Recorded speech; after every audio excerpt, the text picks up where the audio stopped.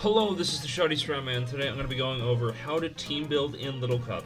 Now that the viability rankings are finally out, you have a good idea of what's in the meta, so how am I going to build a team around that?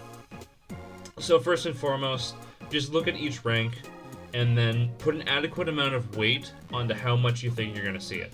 So with Giraffe Rig and Rufflet, all of your teams should probably factor in, well, I'm probably going to see a Giraffe Rig, probably going to see a Rufflet. It's really likely that both of these are going to show up, so I need to always be wary of them. But then if you go down to stuff like B-, it's like, I probably don't need to have like a hard counter to a Zerl, hard counter to Mastiff. They're likely not going to show up anywhere near as often, and they're not anywhere near as powerful, so you should factor in the more powerful stuff first. But then in between, it's just like, well, S rank, assume that's going to be on every team. A+, it's not going to be on every team, but you're going to see like these mons quite a bit. Same for A. A- and B+ is like, factor them in, but don't make them like the main thing that you have to worry about. And then B and B-, it's like, keep them in mind, but you don't need to build around them. And that's the general thought process around it. But then also make sure that you have mons filling certain roles. Like, oh, I want to have a physical wall. I want to have a special wall. All that sorts of stuff. And then I think I want to build, like how would I go about building a team? Like this is a sample team that I made. I'll go over it in a sec. But like, let's just say that I want to build a bulk up Rufflet. Like, let's do double dance Rufflet and make a team around that. So what does double dance hate seeing? Well, I hate seeing hazards. And I really want to make sure that I don't have hazards on my side, because that could really ruin what my Rufflet wants to do. And the best way to keep them off is by using rapid spinners, such as Toadschool and Quaxley. And then, well, which one do I want to use? Do I want to use Toadschool or Quaxley? Because, I mean, Quaxley's a bit of a physical wall, Toadschool's a special wall. So what exactly do I want out of them? And I'm thinking that I'm probably going to run both, because Toadschool's a special wall, Quaxley's a physical wall. So, I mean, if I have both of them, and they both do these similar things in the rapid spinning, which will allow me to do stuff with Rufflet, in addition to being pretty defensively, like, pretty good defensively, then why not just run both? So I'm going to try and do that. Go to my VR box.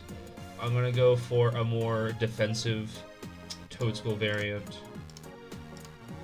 And then, yeah, just get the regular Quaxley as well. Oop, I'm team. And then what exactly do I want this to handle? I think I definitely want, instead of spikes, I want to run Earth Power instead. And then run a little bit less defense, and then run that there. Yeah, and the reason for that is because I want to make sure that Poniard stays in check, because although I can still beat it over with Rufflet, that's going to be kind of hard. And in addition to that, they have Poniard runs Sucker Punch, and that could be quite an issue, because that's one of the best ways of dealing with Rufflet otherwise is priority. So I want to keep that in check. But now I have especially defensive wall, and then I have a physically offensive wall, and both are rapid spinners to ensure that rocks are off, so that way Rufflet doesn't come in losing a fourth of its HP. So then what else do I want to be wary of? I want to be wary of Giraffe Rig, and I want to be wary of Glimmet. Well, kind of. Magnemite, I think? Yeah.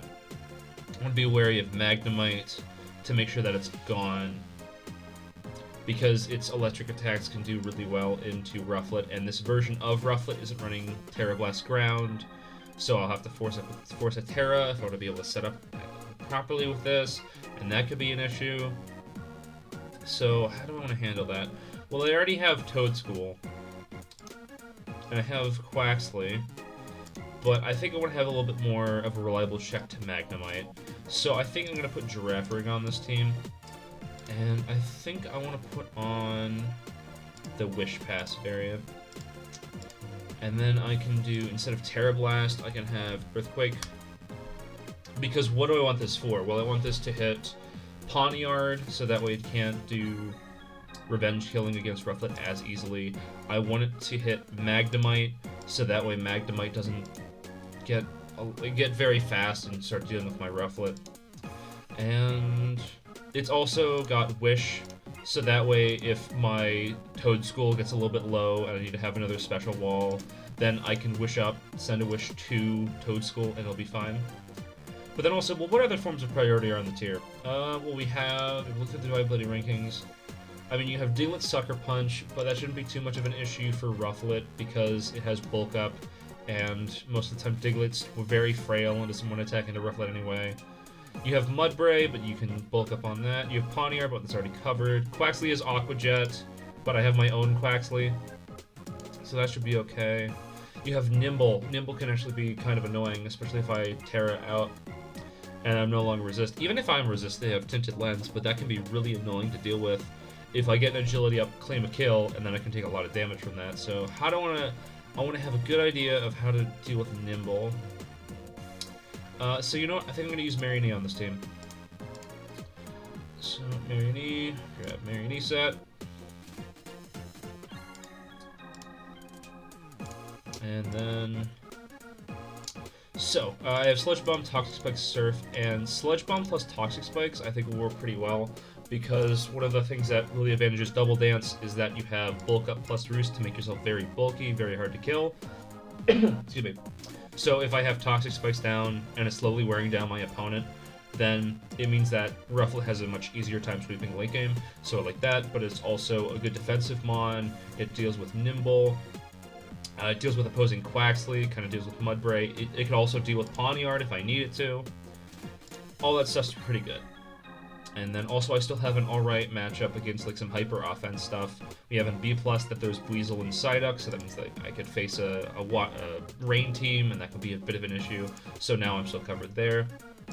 But then I think I want to have some speed control on this team. The main issue now is that I don't have Pokemon that are too fast. They're all kind of slow. Quaxley's at 13 speed. Marini's at 11. I mean, like, obviously I still have Girafarig at 19. That's kind of nice, but this is at 17. This is at 16. I kind of want to have some speed control here, and I think that my defensive core is already pretty strong. I have Toad School. I have Quaxley. I have Marionate. I have a lot of stuff in order to be able to take quite a few hits and be able to weather the storm. So what can I use as another fast offensive threat that will work pretty well, that like, I'll still have a lot of utility out of? And I think I might want to run a Scarf Ghastly on this, because if your opponent has a physical wall that I can't break over it terribly well, like sometimes Marionette will like to run Iron Defense, but it can just be a bit of an annoying thing to deal with of, well, I have all these physical attackers, but I don't have a good way of dealing with them. So I'm going to run a Scarf Ghastly, so that way I can.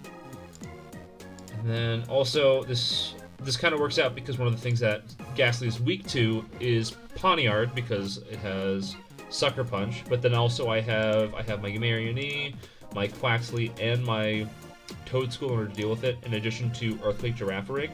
So I have all of these mons to deal with a possible threat, and then I also have a good amount of speed control with Scarf Ghastly. Now, could this be a really great team? It could be. However, make sure that if you ever build a team, please test it out on ladder. If you go to Format, Little Cup, you can go on the ladder, test out your team, see if it's good, see if it's bad.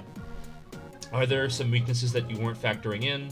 Were there mons which have special attack that you weren't expecting? And it'll also help inspire you for your own teams. What happens if you see like, oh, well, I didn't realize that in C tier there's actually this Pokemon called Krogunk, and I actually really like how it has Dry Skin, and I want to use it on one of my teams instead of having these water types or something. Or in D tier there's Grievard, and turns out it's actually kind of hard to kill, and I really like what it's doing. It'll at least give you more ideas for the team, as well as experience piloting your team. Like, I could make this team, I could make the best team that covers every single possible other team in the metagame, but if I don't know what my end goal is, or how experienced I am with the team, it's not going to work out all that well. Because somebody could just look at this and say, like, you know, I have a Scarf Ghastly, that's what I want to go with, and then just assume that this is like a support Rufflet or whatever, but not understand what exactly are you trying to do with the team. But also it'll be able to identify threats. What is really annoying? Is Nibble actually much more of an issue? Because that means that I have a lot of pressure on this Marionette. Do I want to change around my Terra types Does Terra-type steel on Toadstool, is that kind of bad?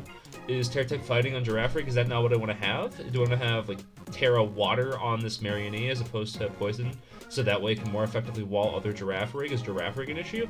All of these questions you have to ask yourself whenever you're building a team.